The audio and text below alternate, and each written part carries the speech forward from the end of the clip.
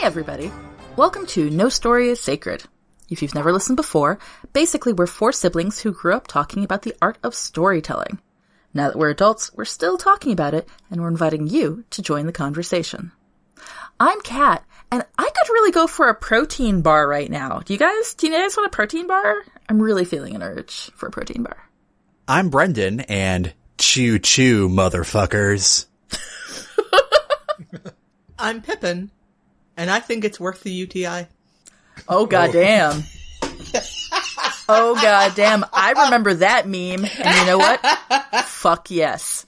Fuck yes. Literally, fuck yes. No regrets. None. Oh. I just remembered that people who knew me as a child listened to this. Anyway, you go. That's okay. Coworkers and students listen to mine. It's fine. It's fine. It's fine. Don't worry about it. It's okay. And I'm Alex, and I can say with 100% certainty that I have never eaten a baby. 99% certainty. 98. Well, I mean, who knows what's in school lunch, right? right? Right. Oh, by the way, guys, I still have this protein bar. Does anybody want the protein bar? How many legs are in there? Only 6. Oh, wow. That's actually kind of impressive. I know, right? It's the low leg formula.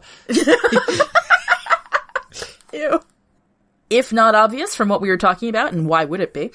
Today, we're talking about the 2013 film Snowpiercer. So spoilers abound. If you want specific content warnings about things we may talk about, check out the show notes on nostoryissacred.com. Straight off the bat, cannibalism. Yeah.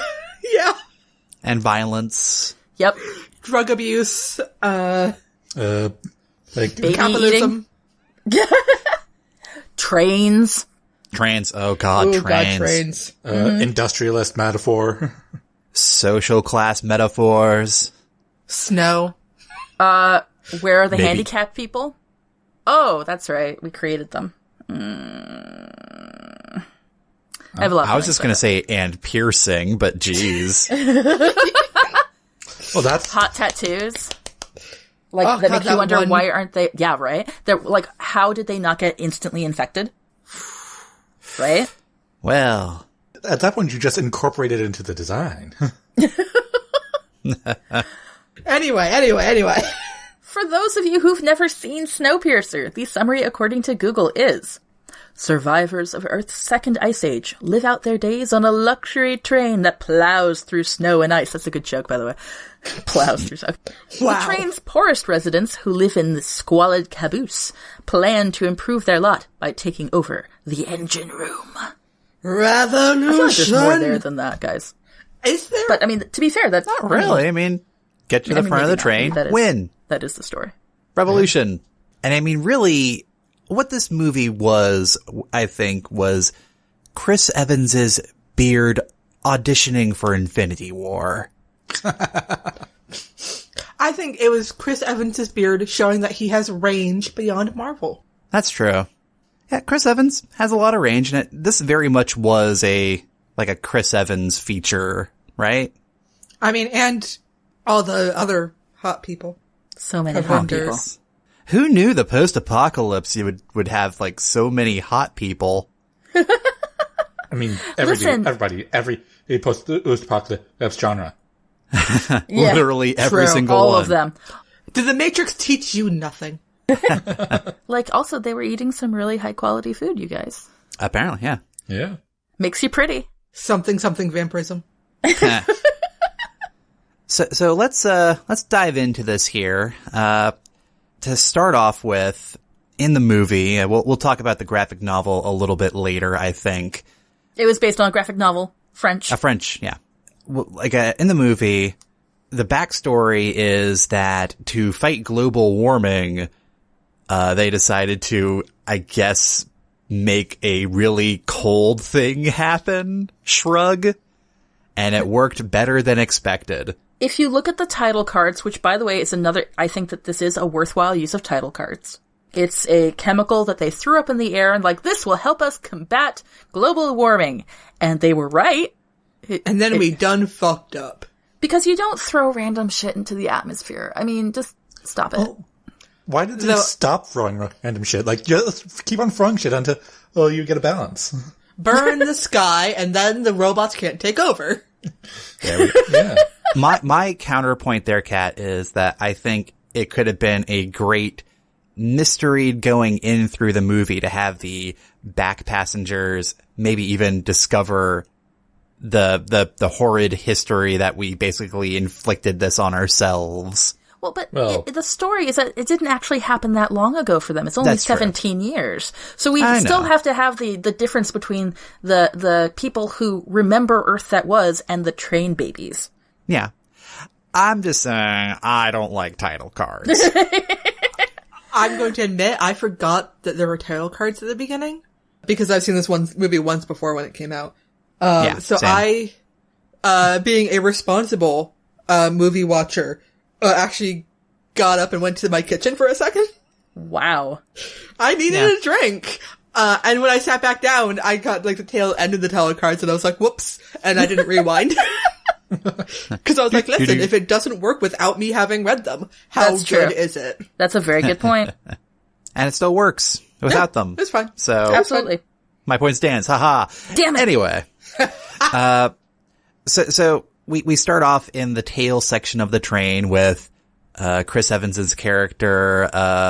What is his name? Curtis. What? Yeah, Curtis. Curtis.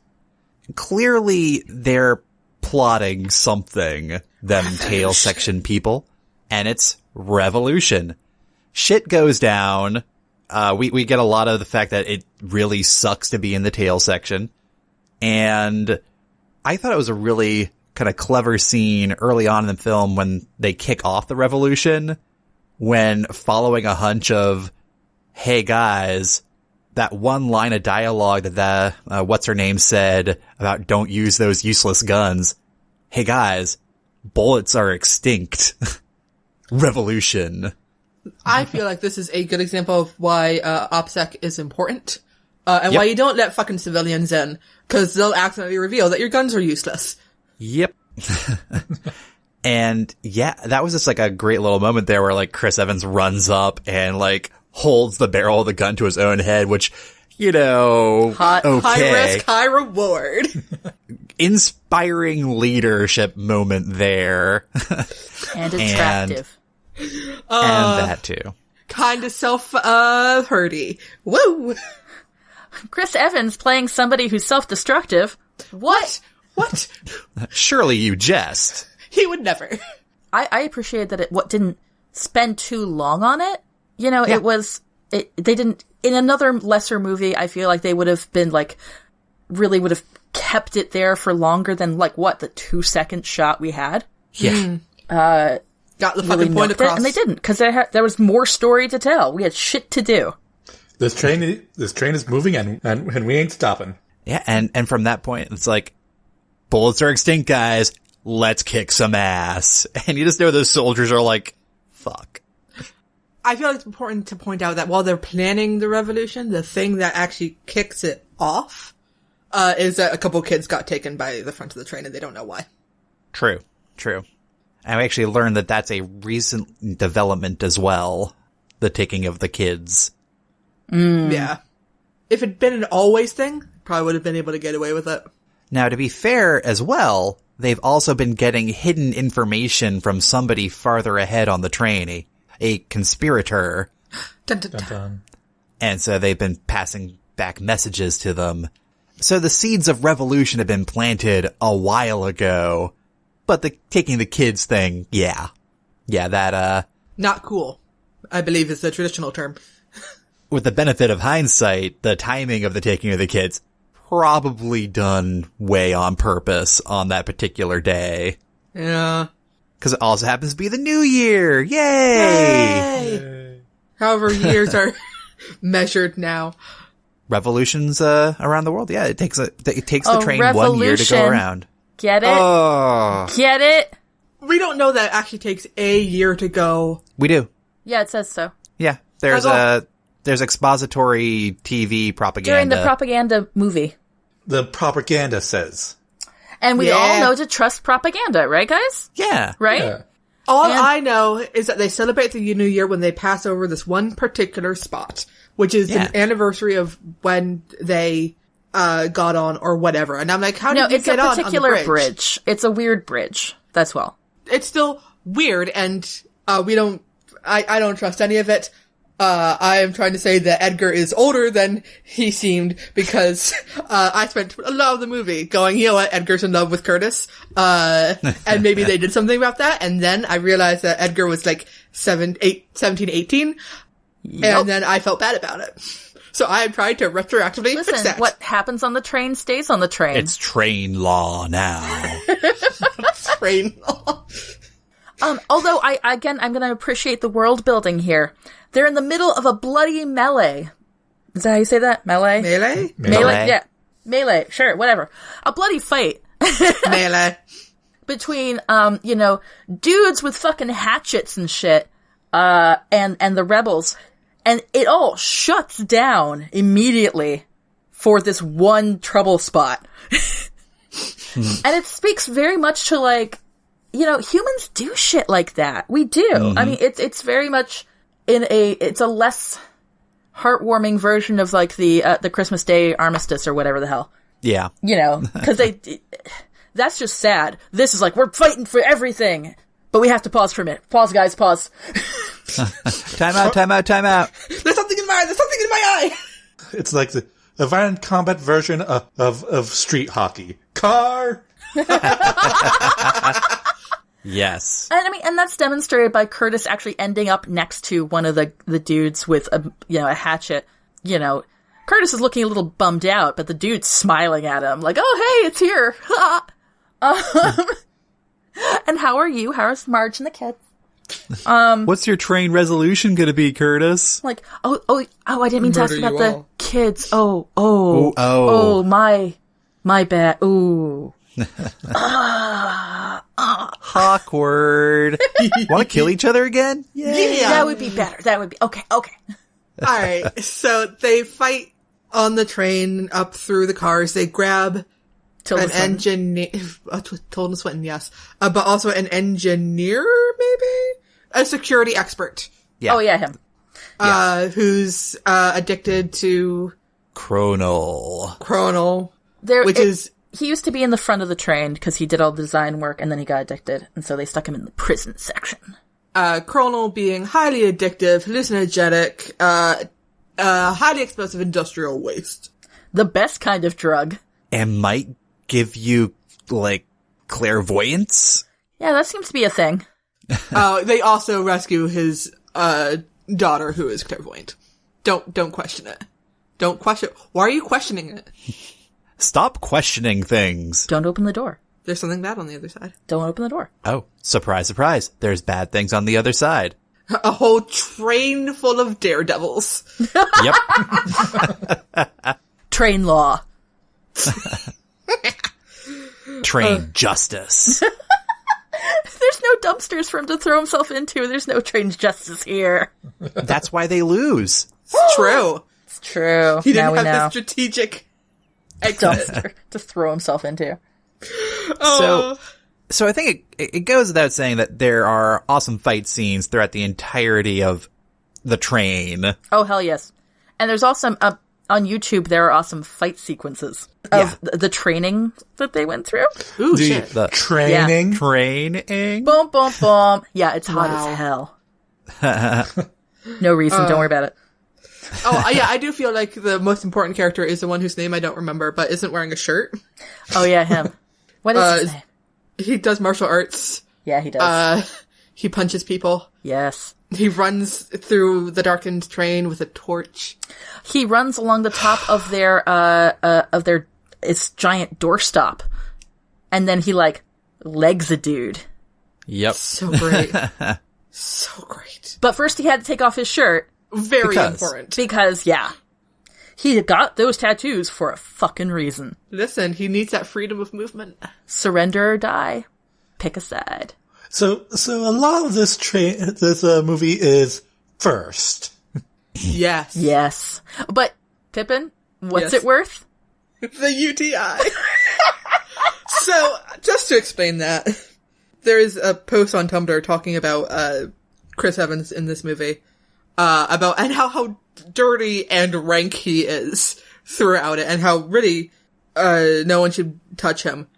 But talking about how hot he is despite the dirty and rankness, on a scale of 1 to 10, it's pop three Cranberry pills, and it's worth the UTI. Ah. Anyway. Hey, Pippin, high five. Ready? So no regrets. None. So there's lots of good fight scenes in the movie, but let's talk about regrets. the, like, I guess just the theming of the movie, because it's children. Clearly, what? It's children in the future. And social class? Yeah. It's social class it's because the whole thing kicks off with children being taken. We talk about the balance and all that. Lots of talk about train babies. Some train babies being eaten in the beginning. Spoiler alert. Front section train babies being indoctrinated. We get the whole thing with their school. And Chris Evans' face through that whole sequence is so a whole great. ass mood. Oh, and the woman who plays the mom, I thought her face was great too, where she's just like, what? Yes.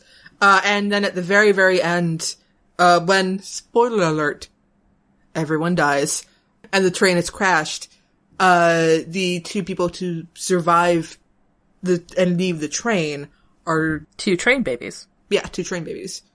A 17-year-old, the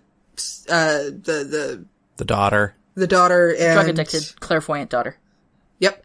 And Timmy, who got taken in the beginning. And they see life.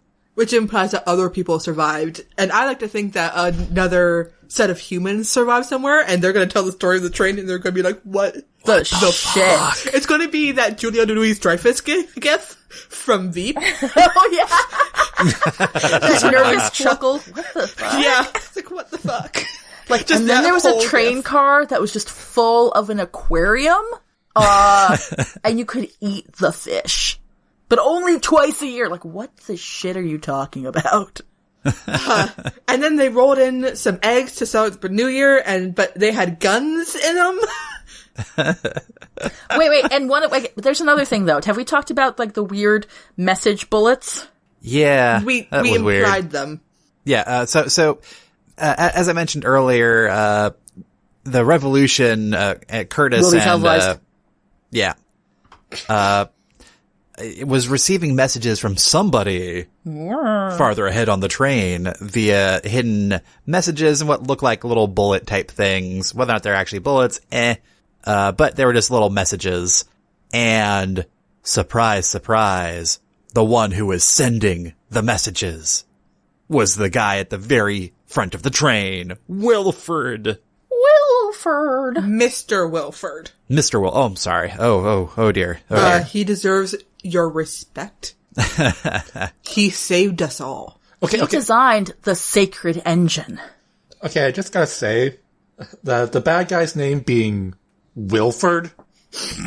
It's because they couldn't say Wonka in it. What? Which actually, that's kind of appropriate, Kat, because the entire plan of Mr. Wilford was that he wanted a successor. Mm-hmm. And that successor was going to be Curtis. Because why wouldn't you pick the hottest person? I mean, that makes sense. Hottest person on the train, yeah, makes sense. That's how the revolution works. But yeah, he tells Curtis all of this, and then Curtis finds out that Gilliam, who we haven't even mentioned, John Hurt betrayed us all and hurt us. Shocking, John Hurt. How could you? John Hurt, who was also part of the revolution, mystical old man who guides us all. He was in on the failed revolutions because it's important for morale or something. I don't know. I lost track. Or no, a natural selection, maybe? I don't know. Yeah, it's because selection. There has to be a balance. And when people are having babies and stuff like that, really the best thing to do is, and like, have you fuckers never heard of like, prophylactics? No, but those went extinct 10 years ago. But there has to be a balance, and so just to keep it all, going fine, you just have to let these revolutions happen. To get, like, that general element of, freedom out of their systems. You have to have the illusion of free will. Again, very Matrix. Very The Truman Show, which has the same fucking actor. Ed Harris, those listening at home. Ed Harris plays Wilford, Mr. Wilford, and also the director in The Truman Show. Ed Harris just looks like a guy who will be in charge of something. All dystopic fiction, she says, grabbing up her broad brush. Painting it liberally on the scenery. Is about the lack of free will. Ooh. And the choices that you're forced to make. Yeah. The false equivalent choices. The choices you think that you have. Mm-hmm. So... I'm just gonna put my broad brush back down now. I'm done. So I guess there's not much to talk about with the middle of the train, but yeah, at the end of the train sequence there, Curtis gets the job offer, but then clairvoyant daughter runs up and reveals the horrifying truth of why the kid was kidnapped in the beginning of the movie. Well, because the sacred engine is supposed to be a perpetual motion machine. That's why it works. But, ladies and gentlemen, do perpetual motion machines exist? Nope. No. You know what? Tony Stark would have solved all this. And so, what are they using instead, everybody? Children. They're using a metaphor. Wrapped in a simile inside a death engine. Inside an egg. Uh-huh. Oh, the eggs is also another metaphor for children. Oh shit, yes. Yeah, it is. Yeah. Nicely done. Nicely done, Pippin. Listen, I'm good at this. And how he eats babies. Oh shit! Wait, he didn't eat that one, though. He didn't eat it. He ripped it open and took the bullet out of it. With the message that said blood. Blood. Oh shit. Blood. But yeah, blood. What?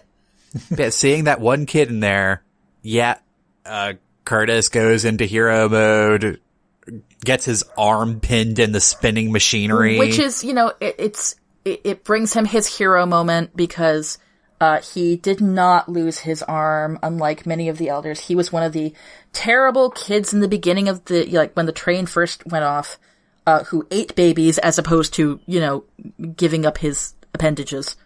To feed others. Like Gilliam did. And he regrets his choices, but now he actually gets to sacrifice his arm. And the baby he didn't eat was Edgar. Yep. Who he did end up sacrificing anyway. Well, Edgar sacrificed himself, kinda. Why does Edgar have that accent on the train? Magic. It's only been 17 years, okay? And he hung out with John Hurt a lot. John Hurt doesn't have that accent? Doesn't he? No. It was a mix of John Hurt and Chet the bodybuilder. You didn't see him. Fair enough. You're right. It was Chet's fault. It was Chet. Fucking Chet. Fucking Chet indeed. He was really into the protein bars, okay? They taste real weird, but I'm getting good gains, you guys. Oh, everyone, just so you know, the protein bars were made of bugs. Which, looked gross, but not the most horrific thing to happen. I mean, yeah. No, not the most horrific thing to happen in the course of that story. I mean, I read this thing, someone was like, that's not a bad idea. No, that seemed, super gross. But, I mean, and Chris Evans' character reacting that way to it, he ate babies. Come on. Babies. Yeah, I mean, look at that leg he can't stand on. Because he still has it because he didn't cut it off, like some heroes did. Thank you, John Hurt. John Hurt. Yeah, so the movie ends, as we mentioned, the chronol drug, which is also highly explosive and flammable and all that, blows everything and everyone to hell except the two kids. And they leave the train and see, I think, like a polar bear, right? Yeah. Thus, and I remember reading this online, to be fair, the train ends, but life goes on. I feel like it's important to point out that the destruction of the train was not just a sort of weird murder-suicide thing. The engineer, observing the outside world as it passes by, had noticed that the snow was melting. To be fair, though, he also hallucinates because of all the drugs he takes. That is also true. Yeah. So who knows? It was a drug-addled hunch.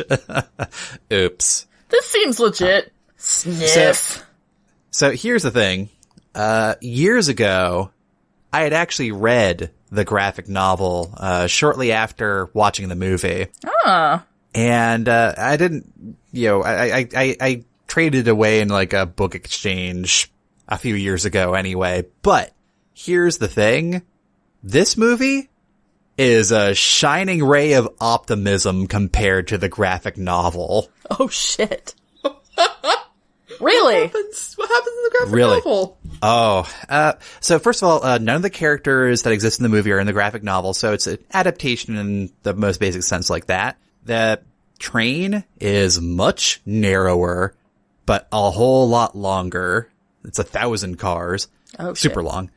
But the main character, is this guy named Proloff, and it's not like this big revolution thing. They're just more or less progressing through the train. Kind of like a, I wouldn't say solo mission because there's another person with them from the midsections. But first of all, the rear sections in the graphic novel, it was basically established that it was like standing room only. Like, it was described as a hell on earth.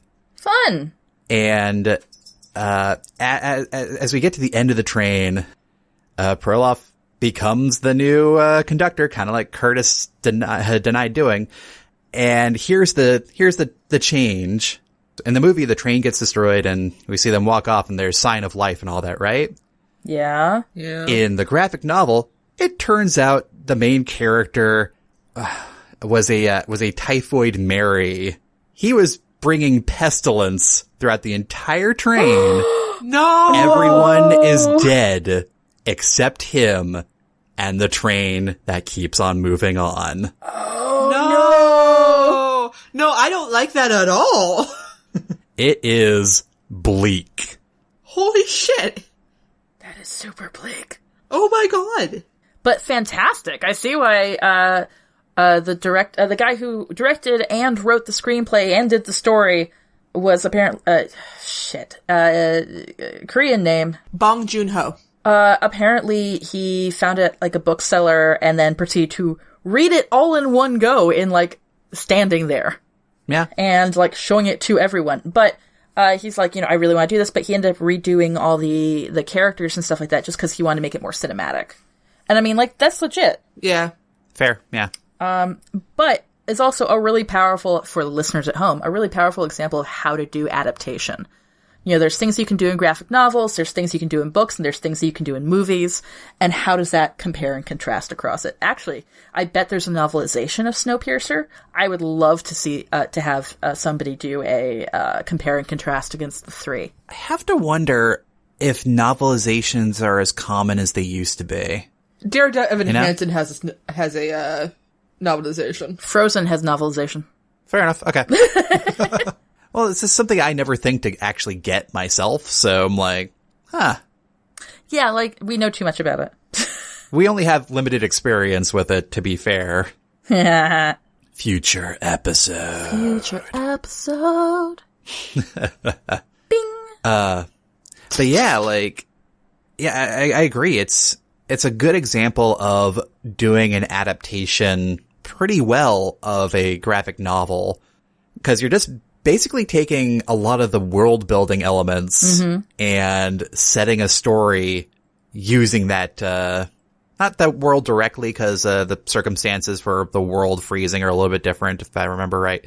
In the graphic novel, it was actually just straight up warfare, like a new experimental weapon went off. Yeah, that sounds like us. Yeah. Sounds like the shit we'd do. True. Yeah. So it was rife for making a story inspired by it. Mm-hmm. That, and when it comes to like making a very thematic piece, train, hey, it's always moving, so the plot's always moving. Mm-hmm. Oh, nice. I like that. Aha. Can't stop, won't stop, literally can't stop. And just the fact that because you're on a train, you can just have a lot of interior scenes, so you don't have to worry about pesky outdoor shots. But also, each new car with each new social class or whatever has new opportunities for scenery and commentary. Well, I mean, I think that it's not so much a how to do this as this is a way, like, try to figure, you know how we play the game where we fuck things up? Yeah. Woo! You could do that with this graphic novel, and you could say to yourself, how could I have tried to make an adaptation that would have been shit? And one of the ways... I think we have a game. Well, that's... But, like, you know, one way to do it is, like, do a scene for scene. And it would have been boring. Watchmen! Shots fired. What? There's something in my throat? Alex, were you singing Shots? Maybe. Everybody! Wow. Al, I support you. Thank you. I don't. Alex. Wow. Alex. I love you most. Let this be evidence. Anyway. Wait, I was supporting Al. Jeez. Anyway, so, we've been talking about this at length. Are you guys ready for things you'd change? Yeah, let's do changes, man. Changes. Oh, so you, so you're going to judge me? Yes. That's a classic, Alex. And Shots isn't? Yeah, Shots is classic. All right, one of you jerks go first. All right. So, all right. Here's the thing. This is a good movie. And normally I'm like, hey, let's add some people of color, but there are people of color. Yes. Wildly enough. Could the person of color have been the main character? Sure. That would have been great. But on the other hand, I see why they didn't. And this gets into real world practicality. They needed a big name star. Here's the thing. My point was going to be, what if the shirtless guy? Ooh. Fair. Listen, I had a point. Don't you come stepping in on my story change. Okay. So yes. Getting all fussy over there. Mm-hmm. Wow. Wow. Again, Alex is my favorite. Sorry, Bren. You're second. My point is, cat's on my shit list. Anyway. No regrets. Some regrets. So I can't pull my usual, maybe there could be some people of color in this thing. But you know what we could do? Make it queer. We could make it queer. Yes! 'Cause, you know what? Times are tough. And you look for comfort wherever you can. And I'm really mad about that line about holding a woman is better with 2 arms, 'cause like, fuck you. Yeah, right? Ugh. We could hold a lot of people with as many hands as we have. Or feet.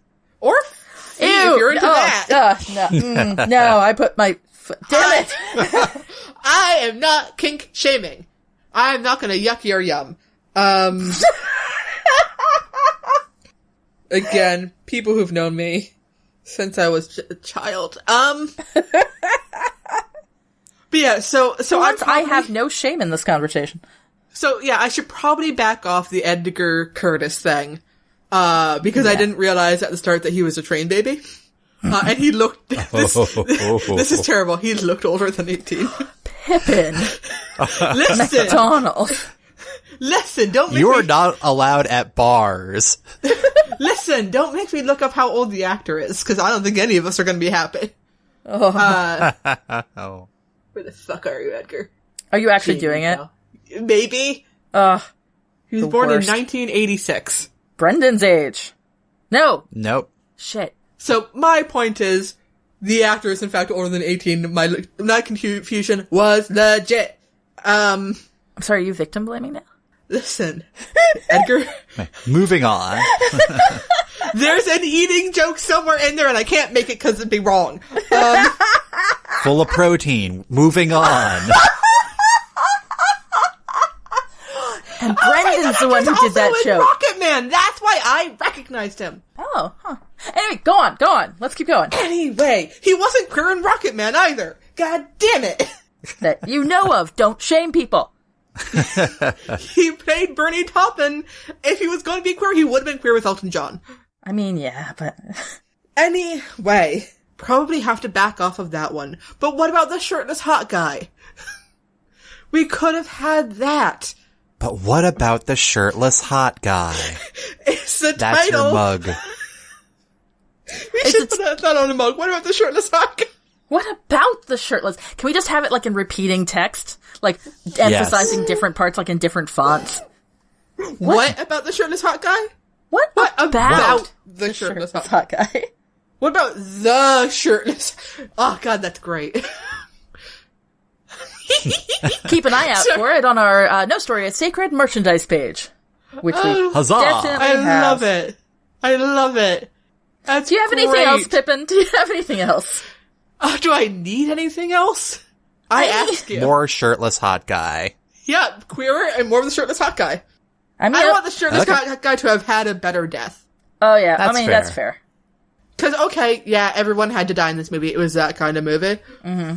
But I feel like he should have gone out in a bigger blaze of glory. Basically. Can I go? Sure. He should have been torn apart by all the rich people. Anyway, you go. Actually, that would have been great. But remember, they're not like the lower class. Which is why they would have torn them apart with their bare hands. Ooh. So, my change is, and I kind of hinted at this earlier on, because again, I quite like this movie. I don't have a lot of changes to it in terms of storyline. But it annoys me that this is yet another future where apparently people with disabilities don't exist. Sure. They make them. Ooh, we ate the arms and shit. Like, okay, great. Well, clearly you had the technology and the wherewithal to, manage to keep these people going, but you couldn't bring any of the people maybe born that way, or, I mean, we have wheelchair users. Like, what the fuck, man? Like, what exactly were the requirements to get on this train? Like, rich people we knew about. We knew about the richos, right? But there are rich disabled people, too. Like, you can't cure everything, folks. Money doesn't do it. I mean, so there's that. Then there's the poor people at the end. Were they only, like, was there someone vetting them? So only the hot, I mean, that does make sense, only the hot ones. But... I mean, if I was a crazy eccentric train owner, I'd be like, you have to be this hot to ride this train. Oh. I mean, same. But also, I will point out that a bunch of the upper class train cars were not ADA compliant. They had, like, weirdo staircases going everywhere. Which, okay, fine. He's a crazy train inventor. Like, okay. But, it's just, when we're talking representation, right? We frequently end up talking about, racial representation, right? Mm-hmm. Socioeconomic is a thing that, we don't recognize as being a representation issue, but we talk about a lot anyway. But frequently, the issue of disability representation is not at all even thought of. And so when you talk about seeing yourself in narratives, people who are disabled look at something like this and be like, great, I just don't fucking exist. And you see that over and over and over again. And it blows. So how would you address it? I mean, honestly, I don't know if I would change, technically we did have a main character with a disability, that was Gilliam. Or Guillaume, I forget how the fuck you say. John Hurt. Gilliam. However, you can do a lot with just having people there. Stick them in all, stick them in the poor section, stick them in the rich section. I would perhaps put marginally more into the rich section, just because, rich people are terrible and you can buy your way into a lot of things. But, fuck it. Disabled people can be villains too. You can do a lot. There was like one guy who was cross-eyed, and he was the crazy cook who'd gone crazy from making bug protein bars. Again, not really? The worst thing. I know, this seems like a pretty sweet job. By the way, also foreshadowing, because it broke down, and so they had to have a human doing all the manual labor. Foreshadowing right in the beginning there for the kid reveal at the end. That was very well done. Right? But it's very, really? Just having people. Just having people. Was there any, there was nobody doing sign language. Again, nobody in chairs. There was nobody with fuck it, have somebody with Down syndrome, like, randomly in the background. My horrible romantic comedies that I love so much, I mean, I gotta say, they had better disability representation. That'd be Falling in Love. Thank Wow. you. Thank you. But It seems like a problem more endemic with Hollywood filmmaking as a whole, right? it is, but it's not just filmmaking. This is in regular storytelling as well. True. You know, it's a big deal. Like, there's a reason why it's a huge deal that, like, Hawkeye in the comics is canonically deaf and canonically wanders around with hearing aids that he forgets to put in, and, you know, half, you know, sign language, half English bullshit, and doesn't feel like listening to people. Like, that's a big deal. Actually, one thing that was interesting in the D&D source book that I gave Pippin, there is a character in that shows up in the campaign a few times. That is a person that signs using basically the fantasy equivalent of sign language. Awesome. And it's actually explicitly called out. Like, she, I think, is born deaf and communicates using this sign language. Awesome. I thought that was a nice touch. Yeah, absolutely. But it's one of those things where, you know, it's not, am I, like, yelling at Snowpiercer in particular? Like, no. But it is something that, again, we have a listening audience. Like, fucking consider it. You know? Hi. Al, do you have anything? Yeah. I also don't have again, think this movie is pretty well done. I'm gonna go left field and say, kind of interested in, seeing how this is done in other, transportation methods. I want Snowpiercer the Snowpiercer in the dirigible. Air Piercer? Yes. Yes. Cloud Piercer. There we go. Cloud Piercer. Cloud Nice. Piercer. No, Yeah. you're right. Yeah. And, That's how you can tell it's an alternate history. There's a dirigible. Listen, dirigibles are fucking great. we have to get to the front. Or the back. I don't know where it's actually piloted from. The top? Yes. We have to get to the top of the dirigible. Oh, no. This is, like, technically a gondola, isn't it? True. Oh my god, I just imagined, like, if you kept going at that, like, dirigibles, but, like, planes, trains, and automobiles. And I'm imagining, like, the Fast and the Furious, but, like, Snowpiercer. So that's, like, they keep hopping from car to car. as they Guys, that's Fast and the Furious 12. How did you know? So true. Okay, now I want to see that episode of Planes, Trains, and Automobiles. I was like, today we're looking at Wilford? Wilford. Yeah. What's his, do we know his first name or? Mr. Today we're looking at Mr. Wilford's amazing invention, the Snowpiercer train. Some people have said that you're crazy. Care to comment? No. Would you like one of these farm fresh eggs? I grew it in the middle section of the train. Train! Now let's take a look inside the mechanisms of the train. Slay. Nope. Oh, no. Nope. But you claim it's perpetual. Surely you would show us. NDAs. Proprietary, yes. It's perpetual. We all know what that looks like. This looks like a child-sized, opening right here. What a coincidence. By the way, I have some wine in there. Do you want to? Yeah. But no, actually, I'm kind of interested, like, because what Snowpiercer also kinda is, it's a submarine story. Yes, it is. Mm-hmm. I love submarine stories. Like, Which are also space stories. yep. Which is like, you can't go outside, man. You'll die. You'll die.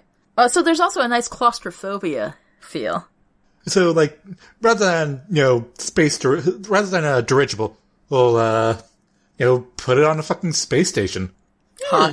Like, you have to get to, like, the inner ring where it's being controlled Where from. gravity works. Yeah. No, the outer ring. I'm sorry, outer rings are where gravity works. Inner rings don't. Passengers, but better. Ooh. Snap. Oh, a reference to a previous Moss Chris episode. Oh yeah, shit, we didn't mention the You fact guys, that it's Moss Chris. It's Moss Chris, which we celebrate by watching movies with Chris's in them. Oops. Last year we watched Passengers, a shittier version of this movie, evidently. No, last year we watched, Playing it frickin' cool. Oh god, did we? Yeah. Passengers was our first one. Oh shit, is this our third Moss Chris? Yeah. No. Yeah. Happy Moss And our Chris, everybody. second, And our Moss second Chris. Moss Chris Evans. Chris. Listen, I have no regrets. Next year we gotta do like a Gwendolyn Christie or something like that. Look, this year it wasn't really Chris Evans, it was his beard. Come on. True. We already covered True. this. True. I'm sorry, were you saying something about Sebastian Stan? I'm sorry. Holy shit. Alright. No Alex, regrets. Alex, are you done? Yes, I'm done. Oh shit, that means it's me. Oh. So, a couple of things I just want to address as we go into this, because I have like a change that I'm going to do at the end here. One thing I wish that was done was a little bit more establishment or foreshadowing of the fact that the planet's warming back up again. Because at the beginning of the movie, we stick that guy's arm out the window and it freezes in 7 seconds. 7 minutes, and they do 7 minutes. say at this altitude. And But also, it's Still. also you're Yeah. sticking his arm is being stuck out of a train that's moving at how many hundreds of miles per hour? Doesn't matter. Because 7 minutes for a full arm, that's really freaking fast for a total freeze. Yeah, that's Like, true. life is still not possible. You know, even at, the top of Mount Everest, it doesn't get that cold necessarily. I'm just saying, we could have had a moment early on where it's like, could have just been a bit more splashier and maybe like had a couple of reactions of like, they're usually not that bloody when we do this. Although, hey, Weird. what about this? What about this? How do we know it's real? How do we know? Because at this point now, we just have the point of view of the drug-addled, hallucinating clairvoyant daughter, and a kid who's been stuck in a fucking engine for like a day, who's also probably been sniffing some stuff in that engine. Who knows what's real? I'm getting to that. So that was just like one thing. Another minor nitpick that I want to address before I get to my actual big change. I didn't like the one guard who seemed to be like indestructible. Oh, yeah, that was weird. It's like that didn't really add much, and it was a little silly.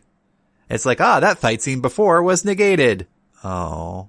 Again, ruined shirtless hot guy's death. Yep. Poor shirtless hot guy. Like, if they'd taken each other out, it would have been better. Yeah, For but dinner. I just take a nap after I get stabbed. That's just how I run. Don't need to have that. But that's Remove a minor impaled thing. object, it's fine. Yeah. Listeners, never but- remove the impaled object. It's the only Not thing le- keeping your blood inside. Unless it's obstructing an airway. And really, you should have called the EMTs by now. So here is the change I would have somehow made happen. I didn't necessarily like the whole entire, like, everybody on the train dies thing. I think it's much more constructive. And for me, like a little social allegory thing is, I don't necessarily believe that the prior thing should be completely destroyed. Instead, I think evolution should happen, change should happen. So I'm thinking, instead of explosions and derailment and only 2 people leave and we see a polar bear, maybe they die in a day later, who knows. Instead, it like just kind of coasts to a stop in like a cavern. And then like humanity basically has to figure out how to rebuild from this point, because maybe the metaphor that we can try and address here is like, this train is barreling forward, representing like the prior generation's bullheaded approach to just sticking to the one solution they know, and that's moving forward with this one plan. Well, that plan has not worked. Stop the plan, stop the train. build a new colony. Stop the world. They want to get off. But then, like, maybe just do, like, a cut to, like, 5 years later, and, like, the engine is providing heat in this cavern, and they're actually, like, growing plants and shit, because they actually had plants and aquatic creatures and all that on the train, and cattle, I think. Weird. Yeah, because they had all that frozen cattle. Like, where the fuck were the cow trains? Somewhere in the 50s, who knows? So they have all this, so they can probably build a colony, and there's air out there, clearly, so they can just start, like, rebuilding. Build anew, rather than completely destroy. Counterpoint. Sure. Rich people are the worst. Oh yeah, they can all freaking die. I mean, they can, that's where the chronal bomb can, come in handy. Yes. And maybe, like, they're about to kill all the people in the rear section of the train, and shirtless hot guy also stands back up from death and goes and kills all the bad guys back there and saves the day. Yeah! Ah, shirtless hot guy. Look, we gotta have something for everybody here, and that's what I aim to do. That's me. Total change from the ending. Nice. The most optimistic ending. Completely different from the source material. How very American of you. Apparently. A happy ending.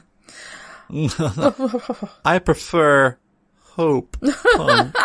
Is that all of us? Yep. I believe so. Hey, can we take a moment before we go to the game? I referenced it slightly, but you guys do know about the Willy Wonka theory, right? Yes. No. For the listeners at home, can you say what it is? Absolutely. The Willy Wonka theory is one that was put out in a YouTube video, as these things so often are. And we can link to that in the show notes. Where somebody said, listen, this is my crazy theory. I think that Wilford is actually Charlie Bucket. Shit. Yeah. He has taken this concept. Yeah, he's got the big W for Wonka, right? He's taken on this name to maintain the W brand. Crazy inventor, does wild stuff, has machines that make food out of things that shouldn't be food, puts Confederates on to the side of the heroes, much like Willy Wonka did with his man on the inside who was trying to steal the secret of the whatever, which, as we find out in the movie, Gilliam is in fact working for Wilford, and has been the whole time. And further, how does the train work? The train requires tiny people. What has gone extinct? Oompa Loompas. The thing is, this theory, like, it's extremely well laid out, in this video and very tightly done. And I think somebody directed Chris Evans to it, and he's like, shit, yeah.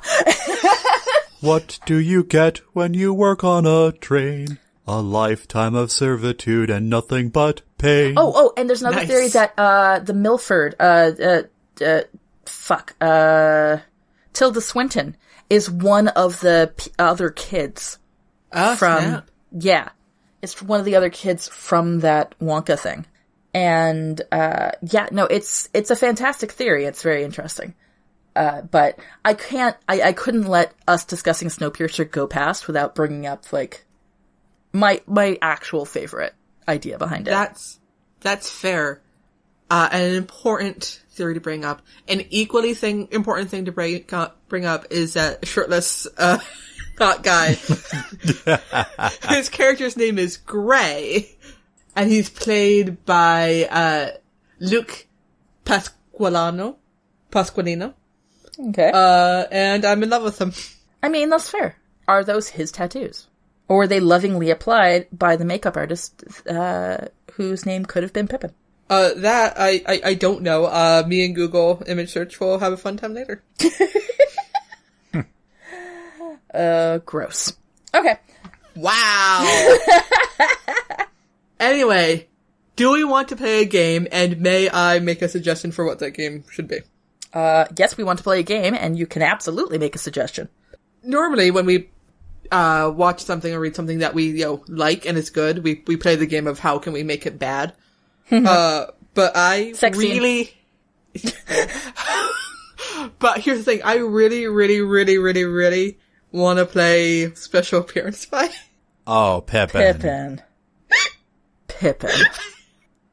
Oh no, I think I can guess it. Fuck, Pippin. Alright, I want to play this game and I want to go first. Here's the thing, I have a backup! Fuck! Okay, go for it. So what game are we playing here today? We're playing Special Appearance By, in which a character from another story makes an appearance. Pippin's dying. And Pippin can't stop laughing. Oh god. Alright. Can I go first? No. I'm going first. I already called it. I called dibs, and dibs is law. Dibs It is was law. my idea! You said you had a backup. I do, but I'm still Dibs ready. is law. I think Pippin can go first because she's having a good time. The fucking betrayal. It burns. Okay, fine. Go, Pippin. So what if the roses from Schitt's Fuck Creek you. are on the train? Are on the train, but they're not with the rich people. They're at the back of the train. Fucking bitch. Oh. God damn it. What wins? The dystopic pain of Snowpiercer or the rom-com glory of Schitt's Creek? Here's the question, 'Cause you know where's what? Patrick? David finds love. Where's He's on Patrick? the train, because... Where is he on the train? Where is he? He's also in the back, because I can't have them separated. No, here's the thing. I think he's one of the guards. They're in love. Neither way. And then I get to have, like, a prison love fic, because I like that. He's one of the guards, but he's like, I don't feel right about this. This wasn't what I wanted. My dream was to open a shop somewhere, and then David is like, ew. Alternately, my suggestion was going to be, yes, also the Rose family. Fuck you. But I wanted Moira to take, Tilda Swinton's place. So Catherine O'Hara in her, like, most unintelligible accent. Just, That would have been pretty great. like, coming back, like, I didn't see the cruelty, but I could see her being like, oh, those poor babies. At that point, I'm not sure I want Moira taking over the Tilda Swinton role so much as I want that character being played by Catherine O'Hara. Yeah. But, like, it'd be pretty cool if, like, maybe they were on, because remember in one of the train cars, early train cars, like the greenery car, there was somebody just knitting. What if that's where the roses were? And so they get, they're near the back, but they get swept up into the revolution. And that's where David meets Patrick. I really love this journey for me. Oh my god. That's, okay. Alright. First of all, fuck you, Pippin. No regrets. And I'm gonna fuck you too, Brendan, because you took this from me and gave it to Pippin. Damn it. So that's Brendan somebody knew it was right and fair. She was having such joy. because I knew what she was gonna say. I knew it. Well, And I don't have a backup, so somebody else go. okay. You were trying to snipe. Flaming monstrosity. Kat, you were trying to snipe. You were trying to snipe it from Pip. I was, and you know what? No regrets. I mean, some regrets because they didn't win. That's okay. I just thought of one. Here, you guys go. All right, Al, do you want to go? Not yet. Okay. As Cat goes, I can go. Okay, so we have this train here in this dystopic future. The crew of the USS Enterprise detects life. Motherfucker! Hey, Pip, Pip, Yeah. high five. Bitch. God fucking damn it. I was gonna do Voyager, but it was going to be fuck. I'm just saying, they detect life on this planet. It was Earth all along, but whatever. And actually, we don't even know necessarily if this was Earth. I was going to have them travel back in time, to that terrible time. You remember? Oh, that terrible time. Or no. This is like a mirror situation. They travel through a wormhole. Damn it. And get to an alternate Earth future, and it's this bleak frickin' train. And you know what? You know who can fix a perpetual motion train to not require kids in the engine? Scotty. It's Scotty. Scotty can do anything. And then, like, Kirk can give, like, a good old-fashioned morals speech. It'll be great.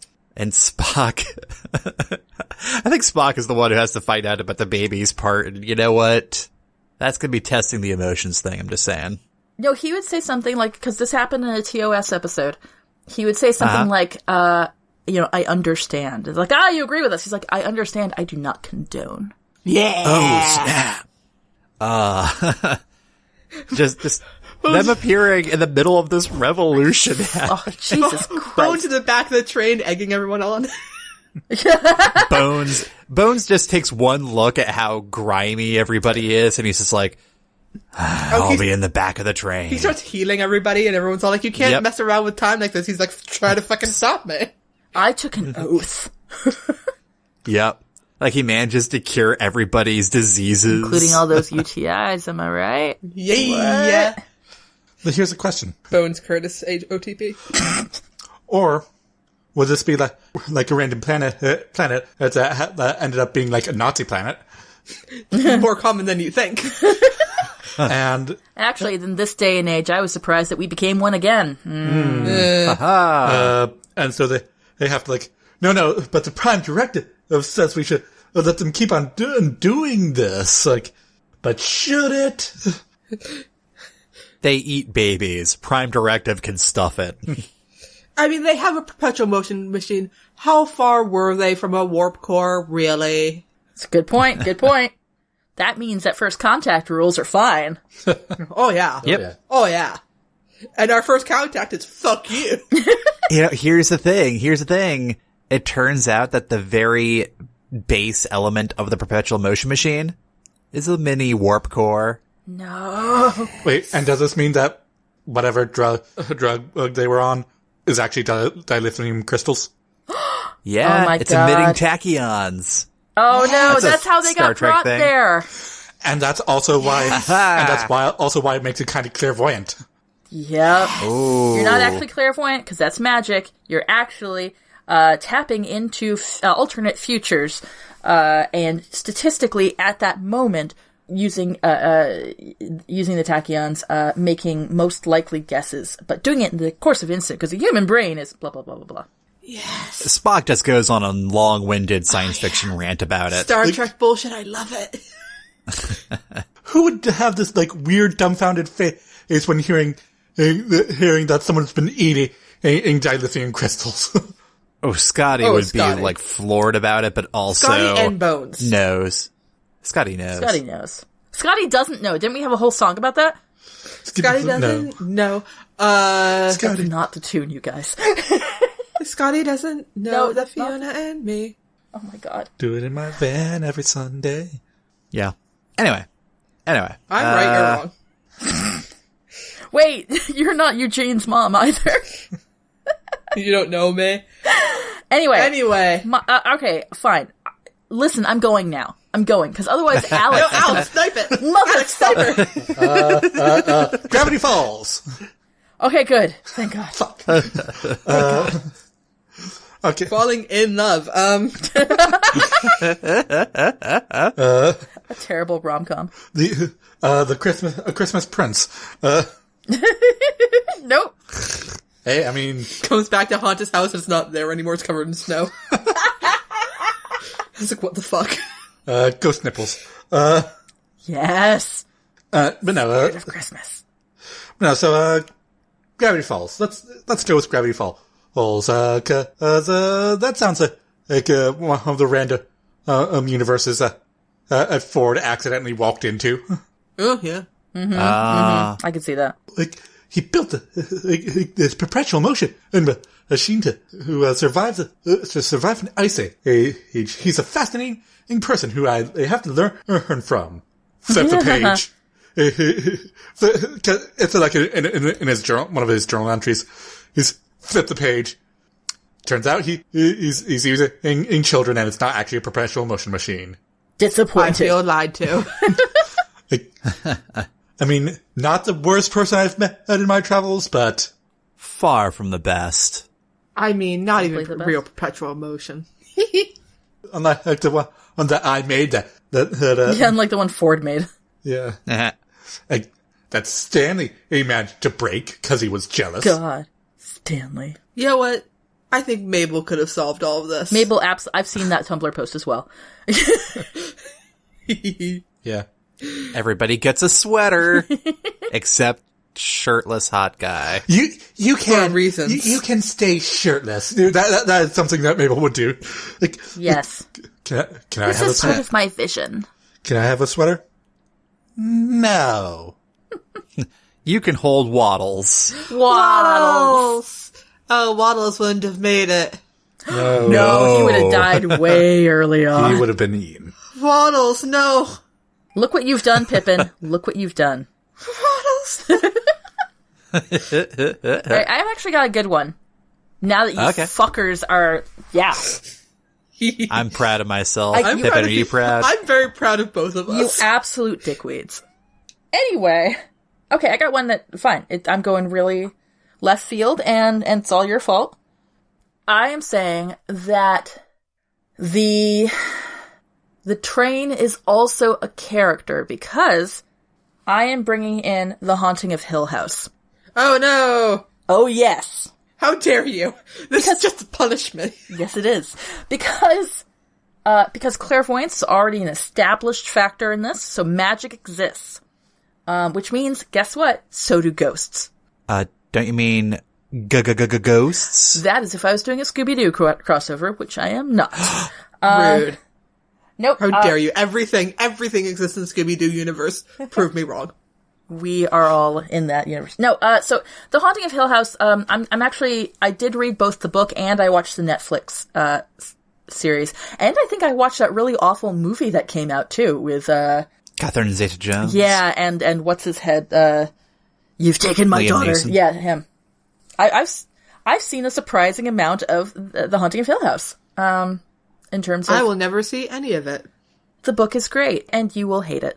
Yeah. I think what I would like is the sibling gang from the miniseries to be a family, as it were, like within the tail car. Okay, I'm not sure this takes place in the Revolution. You know, there's a 4-year period between that one and the previous one.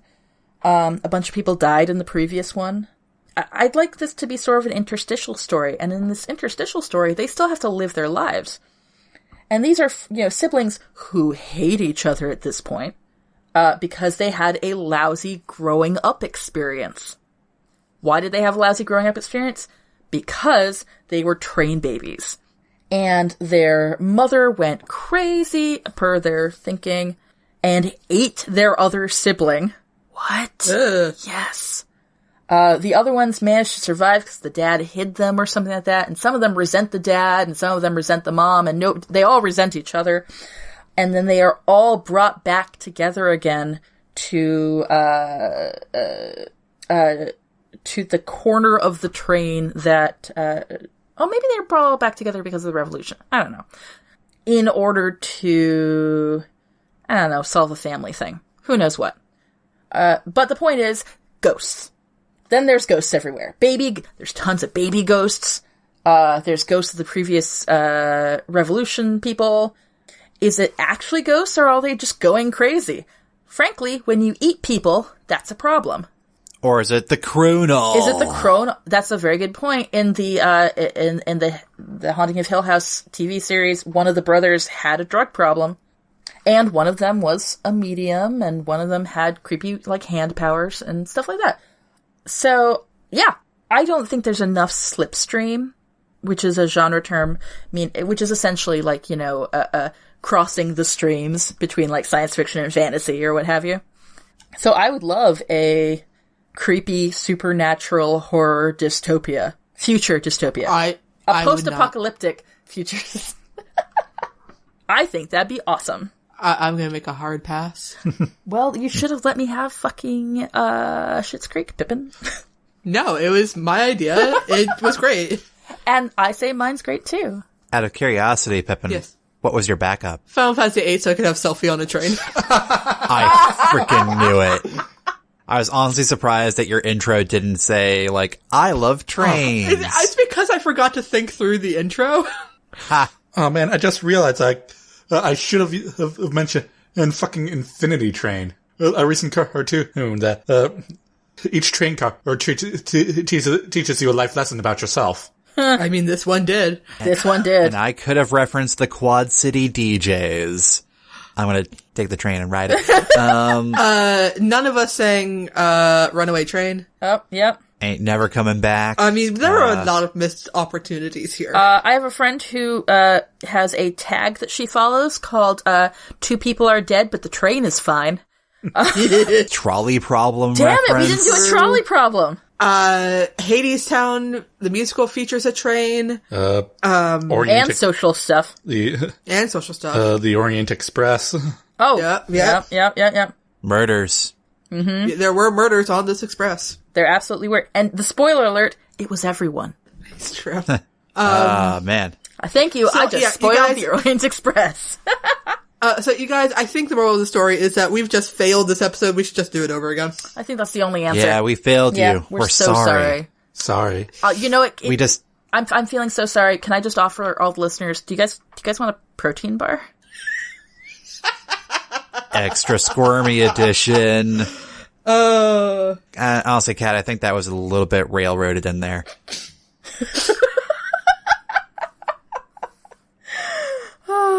And with that, I'm getting off. Wow. You're getting off this train? It's the end of the line, guys. Oh, man. I refuse. Oh, wow. I'm not going to tell you how to conduct your business, Pippin. Jesus Christ. All this is staying in the edit. Every single part of it. Well, how did we get so off the rails? Oh! I just, before we go, want to point out that one of my favorite perpetual jokes every winter, is someone in Boston, every time the tea stops because it's the fucking tea, wondering out loud how long it takes for it to turn into Snowpiercer. It's a legit question, though. Right? That might be me one day. And with that was Snowpiercer. As always, if you have an idea or prompt to submit, head on over to nostoryissacred.com/submission. You can follow us on Twitter at nostoryissacred or send an email through contact@nostoryissacred.com. Your hosts have been Alex McDonald, Brendan McDonald, Pippin McDonald, and Catherine Crichton. Editing for this episode done by Brendan. Transcript done by Ashley DaCosta. Art by Jay Wolf. Show notes and transcript are available at nostoryissacred.com. Thanks for listening, everyone, and please rate, review, and subscribe to No Story is Sacred. You can also visit our Patreon page to support the show and get neat rewards at patreon.com/nostoryissacred. See you next time when we talk about, for real this time, pinky swear, we talk about an original story idea by Kat. Yeah, definitely. That's happening. Yeah, totally. Yep. Until then, we're No Story is Sacred, and any story can be changed. I'm Brendan. I'm Pippin. I'm Alex. And I'm Kat. And we're No Story is Story is Sacred.